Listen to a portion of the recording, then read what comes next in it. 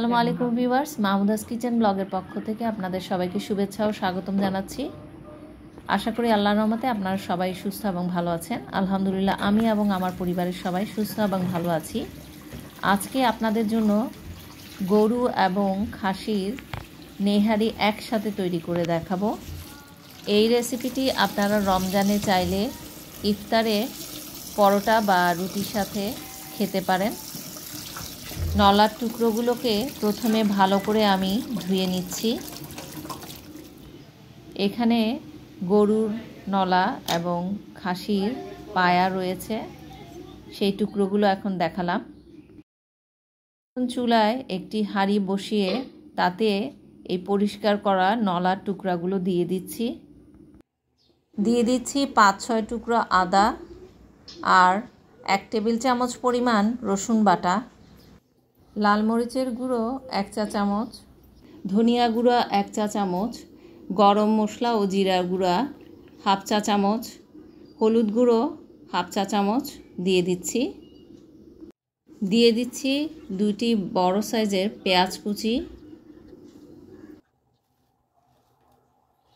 লবণ দিয়ে দিচ্ছি 1.5 চা চামচ পরিমাণ। আপনারা স্বাদ অনুযায়ী লবণ দিয়ে নেবেন। দিচ্ছি 1/2 কাপ পরিমাণ ভিনেগার। এর পরিবর্তে আপনারা 1/2 কাপ লেবুর রস ব্যবহার করতে পারেন। 6 কাপ পরিমাণ পানি দিয়ে দিচ্ছি, অর্থাৎ হাঁড়ির মুখ সমান পর্যন্ত পানি দিতে হবে।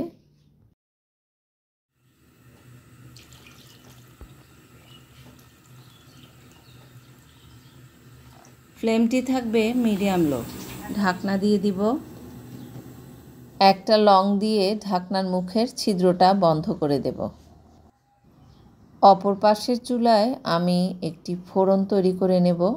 এর জন্য প্রয়োজন হবে 2টো পেঁয়াজ কুচি, 10 টুকরো রসুনের কোয়া, 3-4 টুকরো আদা, 3-4টে কাঁচামরিচ, 3 টেবিল চামচ পরিমাণ সরিষার তেল দিয়ে দিচ্ছি। তেল গরম হয়ে আসলে পেঁয়াজ কুচি, রসুন কুচি ও কাঁচামরিচ এখানে দিয়ে দেব। এগুলোকে একসাথে বেরেস্তার মতো করে ভেজে নিতে হবে।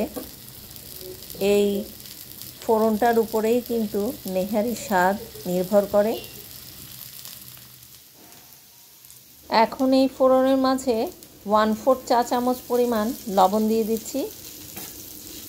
লবণ দিয়ে নেড়ে মিশিয়ে দেব এবং নাড়তে থাকব। পেঁয়াজ রসুন কুচি আমার ভাজা হয়ে গেছে, নেহারিও প্রায় রান্না হয়ে গেছে।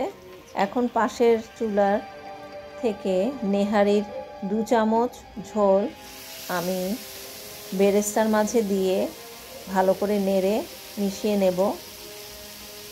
এরপর গরম গরম এই মিশ্রণটি নেহারির পাতিলে ঢেলে দেব। নেহারিতে বেরেস্তার মিশ্রণগুলো দেওয়ার পর ঢাকনা লাগিয়ে দেব। নেহারিগুলোকে আমি প্রায় 2 ঘন্টা রান্না করেছি। এগুলো সিদ্ধ হতে কিন্তু সময় লাগে। আপনারা যতক্ষণ পর্যন্ত সিদ্ধ না হবে ততক্ষণ পর্যন্ত এগুলোকে রান্না করবেন। আমার প্রায় 2 ঘন্টার মতো সময় লেগেছে। বেরেস্তার মিশ্রণটি দেবার পর 10 মিনিট জাল করব। 10 মিনিট জাল করার পর ঢাকনা উঠিয়ে নেড়ে দেব।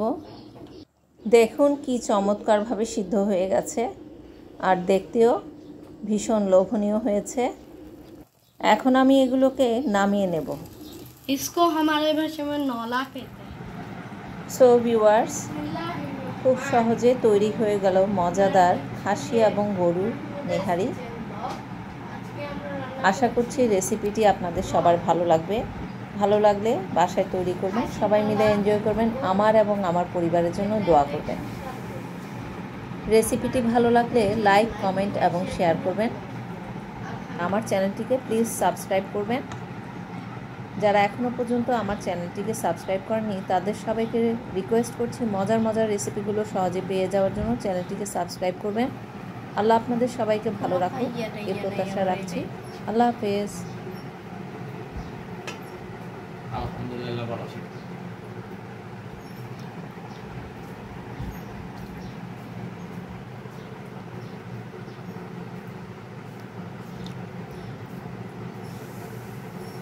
वाह क्या सीन है, वाह क्या सीन है।